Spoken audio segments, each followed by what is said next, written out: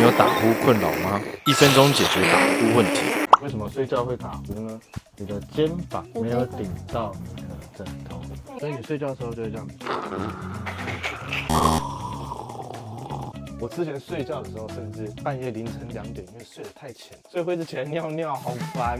那是因为你没有到深度睡、呼吸中止的一个状态。那怎么样才可以真正的让你解决打呼的问题呢？看到这个枕头有没有？你在睡觉的时候一定要往后靠到你的肩膀，那让你的脖子呢要有支撑力。让你的脖子要支撑力。不管是什么枕头都可以哦，脖子上有支撑力，你睡觉你的呼吸就通了。